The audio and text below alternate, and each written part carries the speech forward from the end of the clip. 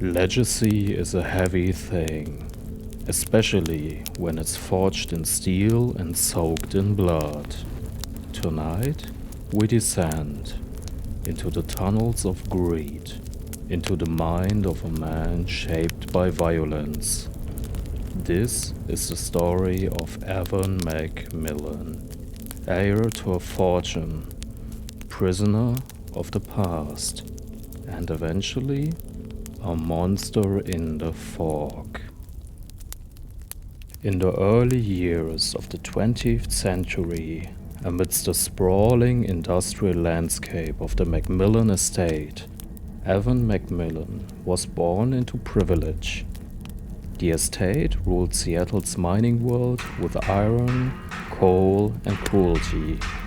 At its helm, Archie MacMillan, a tyrant with brass knuckles for fingers and venom for words. He called his workers groveling maggots.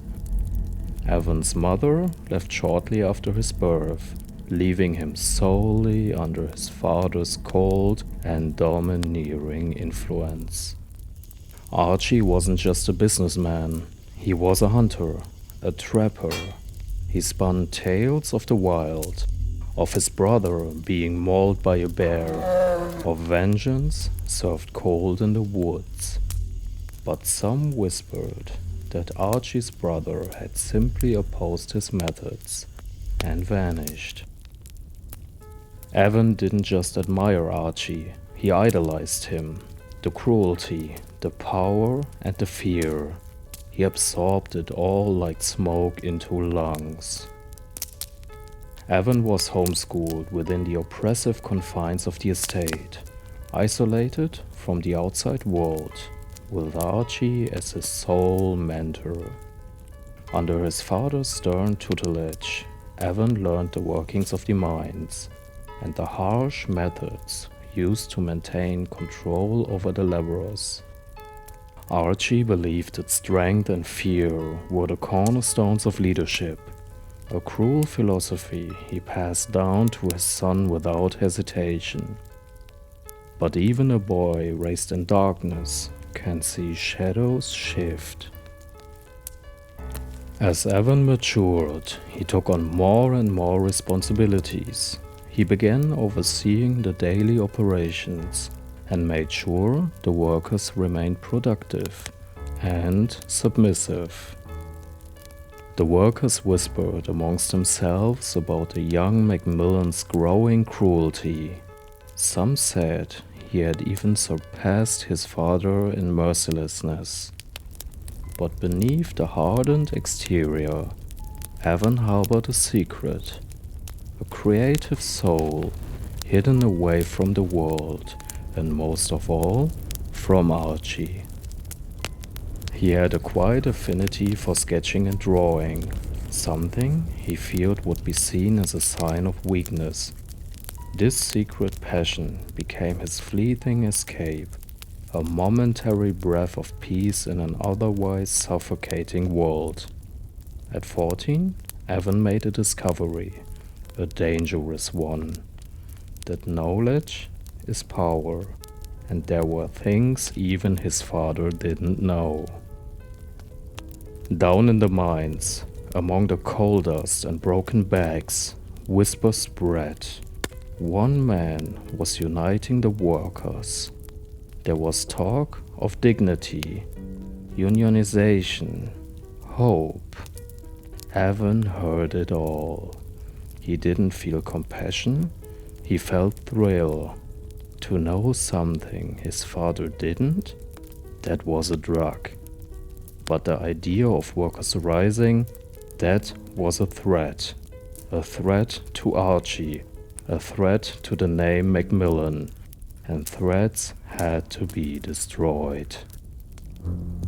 As time passed, Archie's mental health began to decline. His decisions became erratic, dangerous. The rumors, the resistance, the decline, paranoia consumed him. He raged through the halls, mumbling about betrayal. He struck walls, workers, sometimes even his child. But Evan, ever the loyal son, stood by him. He protected his father from those who would exploit his instability, and in doing so, he became Archie's enforcer, a weapon to carry out his increasingly violent and irrational commands without question. The culmination of this descent into madness came with a horrifying act that would forever stain the annals of history. It happened in silence. Under Archie's directive, Evan led over 100 workers deep into the mines. Some suspected nothing, others had no choice. Down they went, into the dark, into the abyss. And Evan sealed them inside with explosives. The mine became a tomb. There was no rescue, no funerals, just rubble and ash. The motives behind this atrocity remain shrouded in mystery. Some believe it was to suppress a rumored workers' uprising. Others think it was simply an act of sheer insanity. Whatever the reason, the devastation left behind was unmatched, one of the most horrifying acts of the era.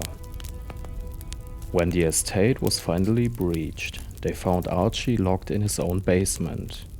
And Evan? Gone.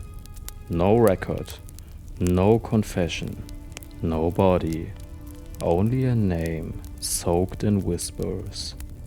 Whether Archie lived or died? No one can say, but the MacMillan legacy died that night. Evan's story did not end in the mines. After his disappearance, he was drawn into a realm beyond comprehension, a place where the fog whispered promises of purpose, but demanded obedience in return. Unlike others who were lured with temptation or tricked by desire, Evan resisted the entity, not with fists, but with will. He did not serve willingly. And the entity responded. Hooks, cruel and gleaming, didn't just pierce flesh, they rooted in will. Symbols of defiance and punishment. It was only through prolonged pain and torment that Evan was broken. His will eroded, his mind frayed, until there was nothing left but the husk of a man ready to hunt on command, a warning to all who would resist. And yet, in those wounds, there is truth, that before Evan MacMillan became the trapper, he was something else entirely. A man trying to stay whole in a world tearing him apart. From the mines he emerged transformed. No longer hair, no longer sun, but a hunter. And what weapon did this new form carry? Bear traps, like the ones Archie once used. Cold, calculated instruments of pain and control. Evan had learned how they worked, not just mechanically, but symbolically. Traps didn't just catch prey, they made prey afraid to move. He reforged them in secret, with steel from the collapsed tunnels, with rage as his fire. And from that same steel, he shaped a cleaver, tempered by fury, sharpened by grief. It wasn't just a tool, it was a sentence. With each trap he set, Evan reclaimed control. With each swing, he erased what remained of the boy. Some say the fog has memories of a boy who once thrilled at secret knowledge, of a son who worshipped power and learned to wield it, of a mind fractured by brutality long before the entity found him. His story bleeds across dimensions, told in dreams, in nightmares, in ink and whispers. In one world, history, in another, myth, but always Evan MacMillan. In the end, he is not just a monster of flesh and steel, but a man forced into darkness, prisoner behind the mask. He thought he could control his legacy, but in the fog, legacies rot. The once prosperous MacMillan Estate fell into ruin, its legacy buried beneath ash, blood and sorrow. The name MacMillan became synonymous with tragedy. The tale of Evan MacMillan served as a grim reminder of how blind loyalty and a desperate thirst for approval can twist a man beyond recognition. A son transformed into a monster by the very figure he worshipped. Now he stalks the realms, setting his traps, punishing those who try to escape. A trapper caught in his own web of torment, forever lurking in the shadows, forever waiting, forever hunting. And through it all he remembers, because in the fog, nothing is ever truly buried. Enter the portal, remain in the fog.